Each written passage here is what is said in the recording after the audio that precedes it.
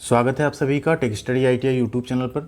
ITI employability skills का 22 जुलाई को नया पीडीएफ निमी ने जारी कर दिया था, जिसमें टोटल 505 क्वेश्चंस हैं एंड इसके साथ साथ फर्स्ट ईयर एंड एक वर्षीय ट्रेड जितने थे सभी कैंडिडेट्स के लिए किया गया कि अभी इसी पीडीएफ में से क्वेश्चंस आएंगे, क्योंकि पुराना पीडीएफ जो है उसके क्वेश्चंस इससे बिल्कुल अलग थे। अभी इसमें बहुत ज़्यादा क्वेश्चंस बढ़े भी हैं, क्वेश्चंस नए भी हैं, इसलिए हमने आपके लिए एक सीरीज़ शुरू की नए पीडीएफ की। जो नया पीडीएफ आया उसका पार्ट 1 और 2 हम लोग कर चुके हैं, पार्ट 3 आज हम इस वीडियो में करेंगे।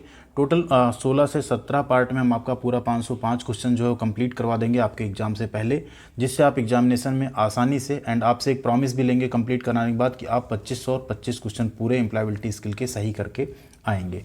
तो इसमें मॉड्यूल वाइज क्वेश्चन दिए गए हैं, जिसमें हम लोग अभी पहला मॉड्यूल कर रहे हैं क्योंकि उसमें अप्रॉक्स 83 क्वेश्चन हैं। तो आइए बढ़ते हैं आगे। उससे पहले आपसे एक रिक्वेस्ट करेंगे, अगर चैनल पे नए हैं तो सब्सक्राइब कर लीजिएगा, और वीडियो एंड हमारी मेहनत अगर आपको थोड़ी सी भी पसंद आती है तो प्लीज़ वीडियो को लाइक ज़रूर कीजिएगा और अपने दोस्तों के साथ भी शेयर कीजिएगा, क्योंकि ये 25 क्वेश्चंस का जो एक पार्ट हम आपके लिए बनाते हैं, इसको प्रिपेयर करने में अप्रॉक्स 3 से 4 घंटे का पूरा कंप्लीट टाइम लगता है हमारा। हिंदी इंग्लिश में हम कन्वर्ट करते हैं, इंग्लिश को हिंदी में, एंड साथ में फिर प्रिपेयर करके आपके लिए वीडियो बनाते हैं। ये सारे मॉड्यूल हैं। इस मॉड्यूल वाइज आपके एक मॉड्यूल में कितने क्वेश्चन है वो हमने यहाँ पे लिख दिया है, एंड जो रेड कलर से हैं ये आपके नए मॉड्यूल हैं। हम हर पार्ट में इसको इसलिए बता देते हैं कि अगर आप नए हो उस पार्ट पे तो भी आपको ये चीज़ें पता चल जाएँ। लास्ट में जैसा हम हर पार्ट में रखते हैं, आपके लिए एक बोनस क्वेश्चन है जो कि प्रीवियस पार्ट से, उसका आपको आंसर कमेंट सेक्शन में करना है। एंड वीडियो को ज़्यादा से ज़्यादा लाइक और शेयर कर दीजिएगा प्लीज़। चैनल को सब्सक्राइब नहीं किया तो कर लीजिएगा, आपको इस पर सारे ट्रेड की, सब्जेक्ट्स की, जॉब अप्रेंटिस की अपडेट हम देते रहेंगे। क्वेश्चन नंबर 51, क्योंकि पार्ट 2 में हम लोग 50 तक कर चुके थे, तो यहाँ 51 से स्टार्ट करेंगे एंड 75 तक हम लोग करेंगे। क्वेश्चन नंबर 51 है, Bimla was leaning against the wall during the group discussion, which aspect of discussion did she miss. देखिए ये आपका जो मॉड्यूल है इंग्लिश लिटरेसी है, ध्यान दीजिएगा। इंग्लिश लिटरेसी में 81 क्वेश्चन है। तो इंग्लिश लिटरेसी जो आपका है ये बेसिकली ग्रामर एंड बाकी सारे पोर्शन से मिलाकर बना हुआ है। तो इसके जो क्वेश्चंस होंगे ना वो आपके सिर्फ और सिर्फ इंग्लिश में आएंगे। फिर भी हमने आपको समझाने के लिए जो है क्वेश्चंस को हिंदी में भी रखा है। बाकी जो पार्ट हैं वो तो हिंदी इंग्लिश या मराठी इंग्लिश इन सब में आएंगे, बट इंग्लिश लिटरेसी आपका सिर्फ इंग्लिश में ही रहेगा। तो यहाँ पे एक बिमला जो है ग्रुप डिस्कशन के दौरान दीवार के सहारे झुकी हुई थी, तो उसने चर्चा के किस पहलू को मिस किया, डिस्कशन के किस पहलू को मिस किया। इंप्रेसिव बिगनिंग यानी प्रभावशाली शुरुआत को, करेक्ट पोस्चर यानी सही मुद्रा को मिस किया, स्माइल यानी मुस्कुराने को मिस किया, या लाउड एंड डोमिनेटिंग वॉइस, जोर से और हावी आवाज़। तो किसे मिस किया उसने सही पोस्चर को मिस किया। ठीक है, ग्रुप डिस्कशन के दौरान आपको दीवार का टेक लेके या सहारा लेके नहीं खड़ा होना चाहिए, आपको प्रॉपर स्ट्रेट खड़ा होना चाहिए।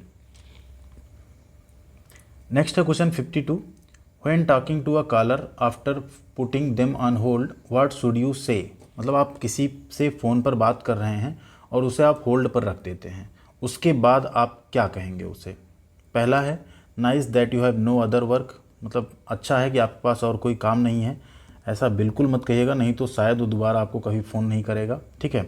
सेकेंड है I told you that it was going to take long, मैंने तुमसे कहा था कि इसमें बहुत समय लगने वाला है, ऐसा भी मत कहिएगा। थर्ड है थैंक यू फॉर होल्डिंग, ये आप कह सकते हैं होल्ड पर रहने के लिए शुक्रिया। ठीक है, तो राइट आंसर क्या होगा यहाँ पे, थैंक यू फॉर होल्डिंग यानी होल्ड पर रहने के लिए शुक्रिया। जैसा हम लोग कस्टमर केयर में भी देखते हैं ना, बोलता है आपसे कि 2 मिनट के लिए सर आपकी कॉल होल्ड पे रख सकते हैं, उसके बाद जैसे आता है वो क्या बोलता है, होल्ड पर बने रहने के लिए शुक्रिया या टाइम देने के लिए धन्यवाद। इस टाइप का आपने सुना होगा, तो यही आपका पोलाइट वर्ड होता है, ऐसा ही आपको भी बात करना चाहिए। क्वेश्चन नंबर 53 है, how many phases are there in a telephone call. Telephone call में कितने चरण होते हैं, 2, 4, 6 या 3। ध्यान दीजिए यहाँ पे ये टेलीफोन कॉल जो है ये 2 तरीके से इसको हम ले सकते हैं। एक तो टेलीफोन कॉल के अगर हम चरण देखेंगे टोटल 3 हो गए। क्या हुआ, सबसे पहले आपने डायल किया, सेकेंड आपने कन्वर्सेशन आपका हुआ, जो भी आपको बातचीत करनी थी बातचीत हुई, एंड थर्ड आपने हैंग अप किया यानी फ़ोन को रख दिया या एंड की कॉल। तो ये 3 चरण हो गए। या अगर नेटवर्क कनेक्टिविटी केस में देखें तो वहाँ भी सबसे पहले आप कॉल को इनिशिएट करते हैं। ठीक है, देन वो कॉल कंटिन्यू रहती है आपकी सर्वर के थ्रू, आप नेटवर्क से कनेक्टेड रहते हैं। ठीक है, कंटिन्यू रहती है। एंड थर्ड होता है आप उसको जब कॉल को एंड करते हैं तो आपका प्रॉपर जो बिलिंग होता है, इनवॉइस होता है, वो कंपनी की तरफ से आ जाता है कि इतने मिनट इतने सेकंड आपने बात की। ठीक है, डिटेलिंग जिसे कह सकते हैं। तो यहाँ पे टोटल 3 चरण आते हैं, हम लोग इसी को मानते हैं। पहले हम डायल करते हैं, फिर किसी से सारे कन्वर्सेशंस अपने करते हैं, एंड उसके बाद हम कॉल को एंड करते हैं। तो ये आपके 3 स्टेप्स होते हैं। अगला क्वेश्चन नंबर 54 है, what are important aspects of your voice, आपकी आवाज़ के महत्वपूर्ण पहलू क्या हैं, जो आपकी वॉइस है उसके महत्वपूर्ण पहलू क्या क्या हैं। स्पीड यानी आप किस स्पीड से बोल रहे हैं। द टोन, आपका वॉइस टोन कैसा है। द वॉल्यूम, आपकी आवाज़ का वॉल्यूम कैसा है, ठीक है। एंड ऑल द एबव, सभी।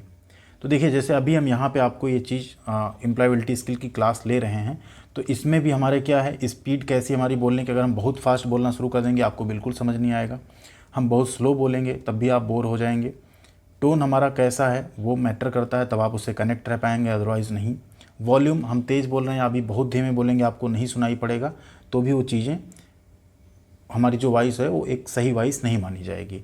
तो ये सारे क्या हैं, तीनों इंपॉर्टेंट एस्पेक्ट्स हैं। ऑल ऑफ द अबव यहाँ पे राइट आंसर हो जाएगा। क्वेश्चन नंबर 55 है, you are on a call and are not able to hear well, मतलब आप एक कॉल पे हैं एंड आप सही से नहीं सुन पा रहे हैं। How will you ask the person to be louder, आप जो पर्सन है सामने वाला जिससे आप कॉल पे बात कर रहे हैं उससे आप किस तरीके से कहेंगे कि वो थोड़ा तेज़ बोले। देखिए ये भी यहाँ पे हमने हिंदी भले लिखा है, आपको हिंदी बिल्कुल नहीं मिलने वाला, क्योंकि आपका इंग्लिश लिटरेसी यानी आपको इंग्लिश समझने वाले ये चैप्टर हैं, ठीक है। तो आप क्या कहेंगे उससे, कैन यू स्पीक लाउडली, क्या आप ज़ोर से बोल सकते हैं। अगला, could you please speak a little louder, क्या आप कृपया थोड़ा ज़ोर से बोल सकते हैं। स्पीक लाउडली, ज़ोर से बोलो, या नन ऑफ द अबव। तो आप क्या बोलेंगे, आप बोलेंगे could you please speak a little louder, मतलब आप थोड़ा तेज़ बोल सकते हैं क्या, तो वो थोड़ा तेज़ बोलेगा, फिर आपको सुनाई दे सकता है। अगला क्वेश्चन है 56, you are having a conversation with your colleagues and then your phone rings, what would you say. आप क्या हैं, अपने कलीग के साथ क्या कर रहे हैं, किसी कन्वर्सेशन पे हैं, तब तक आपके जो फ़ोन की रिंग है यानी फ़ोन आपका बजता है, आप क्या करेंगे, आप क्या कहेंगे, ठीक है। You will ignore the call, मतलब आप क्या करेंगे, कॉल को इग्नोर कर देंगे। अगला है, you will request your colleague to wait and you answer the important call, आप क्या करेंगे, कलीग को, अपने साथी को कहेंगे थोड़ा सा वेट करिए एंड आप इंपॉर्टेंट कॉल को आंसर करेंगे। अगला है, answer the phone and put the collar on hold, मतलब आप फ़ोन तो उठा लेंगे लेकिन जो सामने कॉल पे है उसको होल्ड पे रख देंगे और कलीग से बात करते रहेंगे। अगला, you will talk to the caller and leave your colleague stranded, मतलब आप बात करने लगेंगे एंड जो कलीग है उसको छोड़ देंगे वैसे ही। तो आप क्या करेंगे, आप रिक्वेस्ट करेंगे कलीग से प्लीज़ वेट करिए एंड आप इंपॉर्टेंट कॉल जो है उसको उठा के आंसर करेंगे। राइट आंसर बी हो गया। 57 है, when giving negative information over phone call how should you speak, अगर फ़ोन कॉल पे आप किसी को नेगेटिव जानकारी दे रहे हैं, कोई नेगेटिव इन्फॉर्मेशन दे रहे हैं चाहे उसके बारे में या उसके काम के बारे में, तो आपको कैसा मतलब बोलना चाहिए। जस्ट स्पीक यानी सिर्फ बोलते रहिए, स्पीक लाउडली ज़ोर से बोलिए, should not answer the call at all, call का जवाब आपको देना ही नहीं चाहिए, या शुड बी पोलाइट, विनम्र होना चाहिए। देखिए आप किसी को नेगेटिव कमेंट, नेगेटिव फीडबैक कुछ भी दे रहे हैं तो आपको पोलाइट होना चाहिए। आजकल की जो एक जनरेशन है कह सकते हैं अभी वाली, इसमें एक पोलाइटनेस की बहुत कमी है, मतलब बड़े छोटे का बिल्कुल वो नहीं रह जाता। आप किसी को कहाँ पे क्या कमेंट करना है, सोशल मीडिया पे क्या लिखना है, कोई कुछ भी लिखने लगता है तो कहीं ना कहीं उसमें पोलाइटनेस में कमी है। आप कोई कितना भी बुरा हो, अगर उसको आप बुरा फीडबैक भी दे रहे हो, चाहे आपका स्टूडेंट हो, चाहे आपका कलीग हो, चाहे आपका कोई छोटा भाई हो, उसे आप विनम्रतापूर्वक पोलाइटली बोलेंगे, नेगेटिव कमेंट पोलाइटली देंगे, ऐसा नहीं कि उसे आप बहुत तेज़ तेज़ बोल के या डांट के दे देंगे नेगेटिव कमेंट। अगला क्वेश्चन होता है 58, चूज़ द ऑड वर्ड, इसमें विषम शब्द को आपको चुनना है कि चारों में विषम क्या है। प्लीज़ यानी कृपया, सॉरी यानी माफ़ करना, पेपर यानी कागज़, थैंक्स यानी धन्यवाद। देखिए ये धन्यवाद आपका प्लीज़ हो गया, सॉरी माफ़ करना हो गया, ये सब आपके कम्युनिकेशन में सहायक जो आप बोलचाल में यूज करते हैं वो वर्ड्स हैं, बट जो कागज़ है आपका ये इन तीनों से क्या है, बिल्कुल डिफरेंट है। क्वेश्चन नंबर 59 है, fill in the blank with the right word, the company spaces goods to Vietnam, रिक्त स्थान की आपको पूर्ति करनी है। कंपनी जो है वियतनाम को माल क्या करती है, एक्सपोर्ट यानी निर्यात, बाई यानी खरीदता है, फॉल्स यानी गिरता है, या गोज यानी जाता है। ध्यान दीजिए, the company exports goods to Vietnam. अब वियतनाम को अगर हम अपने यहाँ से कोई चीज़ कहीं भेजते हैं तो उसको हम बोलते हैं एक्सपोर्ट यानी निर्यात करना, एंड मंगाते हैं तो उसको बोलते हैं इम्पोर्ट यानी आयात करना। ठीक है, आप इम्पोर्टेड चीज़ों में देखते होंगे लिखा रहता है इम्पोर्टेड यानी आयातित। अगर इंडिया में आप कहीं से कोई चीज़ मंगा रहे हैं तो वो इम्पोर्टेड हुई, आप इंडिया से किसी और देश में भेज रहे हैं तो एक्सपोर्ट यानी एक्सपोर्टेड या निर्यात हुआ। नेक्स्ट है question, what will be the right statement for their is fire in the factory. सही कथन आपको लिखना है, फैक्ट्री में आग लगी है, क्या है, फैक्ट्री में आग लगी है। ऑप्शन ए है वाटर प्रॉब्लम इज सॉल्व, यानी पानी की समस्या दूर हो गई। एंट्री इज रिस्ट्रिक्टेड, प्रवेश प्रतिबंधित है। यू कैन गो इनसाइड, आप अंदर जा सकते हैं। या बी वन द मैच, हम मैच जीते हैं। तो अगर कहीं फैक्ट्री में आग लगी तो आप क्या बोलेंगे, एंट्री इज रिस्ट्रिक्टेड, यानी प्रवेश यहाँ पे प्रतिबंधित है, ऐसा आप स्टेटमेंट या बोर्ड बाहर लगाएंगे। नेक्स्ट है question 61, rearrange the following words to form a sentence, old man reading watch the newspaper. तो क्या बनेगा यहाँ पे, सबसे पहले क्या आएगा आपका, कर्ता आएगा। कर्ता इसमें कौन है, the old man, subject the old man, ठीक है। देन आपका आएगा हेल्पिंग वर्ब वाज, इसके साथ मेन वर्ब रीडिंग, वाज के साथ आईएनजी लग जाएगा रीड में, एंड फिर आएगा आपका ऑब्जेक्ट यानी न्यूज़पेपर। तो सेंटेंस आपका क्या बन जाएगा यहाँ पे, the old man was reading newspaper. अगले क्वेश्चन पे चलते हैं।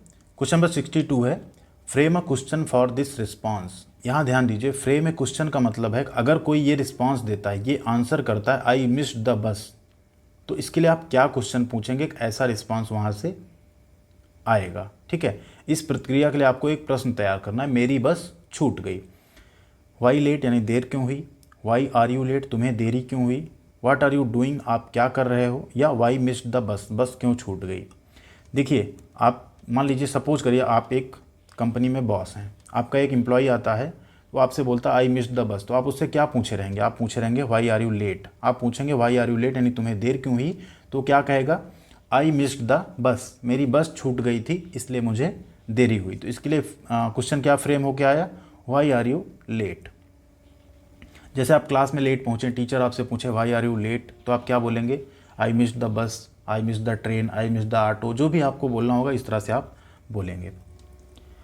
क्वेश्चन नंबर 63 है, change the sentence to past tense. Past tense मतलब क्या होता है, भूतकाल जिसमें काम हो चुका होता है। ही इज़ राइटिंग, अब ये क्या है, ही इज़ राइटिंग मतलब क्या है, वह लिख रहा है। प्रेजेंट कंटिन्यूअस टेंस है, मतलब अभी प्रेजेंट में वो लिख रहा है। इसे आपको पास्ट में बदलना तो पास्ट कंटिन्यूअस बनेगा, तो इज की यहाँ क्या आ जाएगा, वाज, ही वाज राइटिंग, ठीक है। पास्ट टेंस में ही वाज राइटिंग यानी वह लिख रहा था। क्वेश्चन नंबर 64 है, which expression will you use to introduce yourself. अपना परिचय देने के लिए आप किस अभिव्यक्ति का प्रयोग करेंगे। माई नेम इज यानी मेरा नाम है, आगे अपना नाम बोलेंगे। आई एम मैं हूँ, आगे नाम बोलेंगे अपना। या प्लीज़ टू मीट यू आपसे मिलकर खुशी हुई, आई एम फिर आगे अपना नाम बोलेंगे। देखिए ये तीनों तरीके सही हैं, आप इन तीनों तरीकों से यानी ऑल ऑफ द एबव, इन तीनों तरीके से जो ऊपर रखे हैं आप अपना इंट्रोडक्शन या अपने आप को इंट्रोड्यूस कर सकते हैं। क्वेश्चन नंबर 65 है, how will you disagree politely. आप विनम्रता से कैसे असहमत होंगे। आप कहीं किसी एक डिस्कशन में हैं एंड आपको उस चीज़ से डिसएग्री होना है, बट पोलाइटली, ऐसे नहीं कहना हम मानते ही नहीं, इस टाइप का आपको अड़ नहीं जाना है वहाँ पे, तो आप कैसे होंगे। Option A, I don't like what you say, आप जो कहते हैं वो मुझे पसंद नहीं है। अगला, आई डोंट एग्री, मैं नहीं मानता। सी है, I am afraid I disagree with you in this, मुझे डर है कि मैं इसमें आपसे असहमत हूँ। या आई एम एफ्रेड यानी मैं डरा हूँ या मुझे डर है। तो यहाँ राइट आंसर है आपका I am afraid I disagree with you in this, ठीक है, ये राइट आंसर आपका हो जाएगा। 66 है, name the main skill that helps to learn other language skills like reading and writing. उस मुख्य कौशल का आपको नाम बताना है जिससे आप अन्य भाषा कौशल जैसे पढ़ना लिखना सीखने में आपकी मदद करेगा। रीडिंग यानी पढ़ना, स्पीकिंग यानी बोलना, राइटिंग यानी लिखना, लिसनिंग यानी सुनना। तो ये लिसनिंग ही आपका है जो मेन स्किल है जिससे आप किसी और लैंग्वेज को सीख सकते हैं, रीड कर सकते हैं, राइट कर सकते हैं। पहले आपको उसे प्रॉपर सुनना होगा।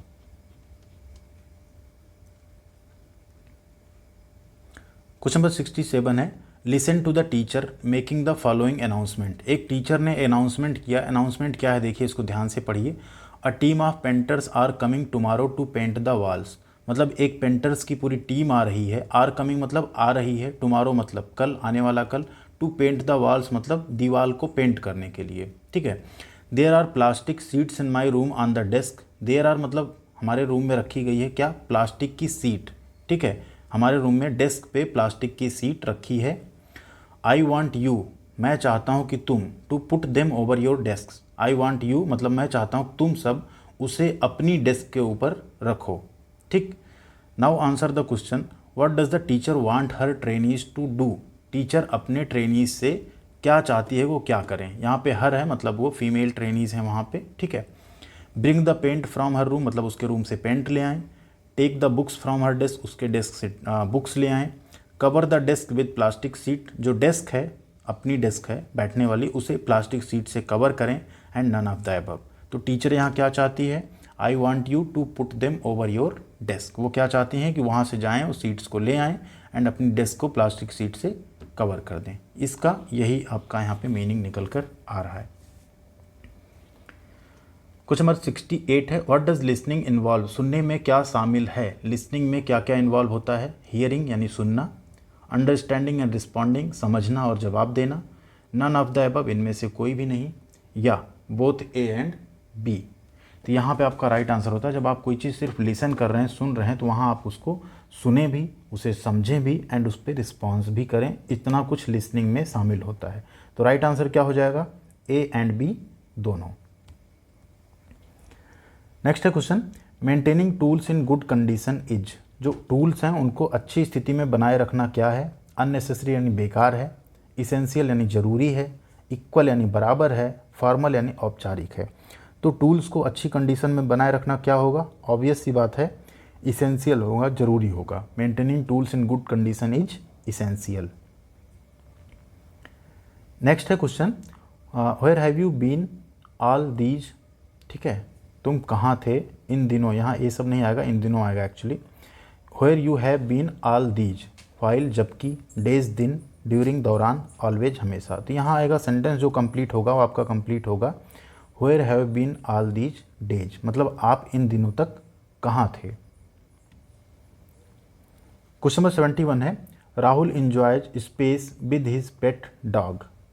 ठीक, ये सब क्वेश्चन आपको सिर्फ और सिर्फ इंग्लिश में मिलेंगे क्योंकि ये इंग्लिश लिटरेसी के क्वेश्चंस हैं। ठीक है, Rahul enjoys with his pet dog, playing यानी खेलना, राइटिंग लिखना, डूइंग करना, या वॉशिंग यानी धुलाई। तो यहाँ पे राइट आंसर क्या होगा, Rahul enjoys playing with his pet dog, अपने पालतू कुत्ते के साथ उसे खेलना वो इंजॉय कर रहा है। ठीक है, 72 नंबर क्वेश्चन है, Razia enjoys playing in the rain, the naming word in this sentence is। ये एक सेंटेंस है कि रजिया जो बारिश हो रही है उसमें खेलने का आनंद ले रही है, मज़ा ले रही है। ठीक है, तो इसमें नेमिंग वर्ड क्या है, तो नेमिंग वर्ड ऑब्वियसली क्या है, रजिया है, क्योंकि रजिया का ही यहाँ नाम लिया जा रहा है। तो राइट आंसर क्या हो गया आपका, ऑप्शन ए रजिया।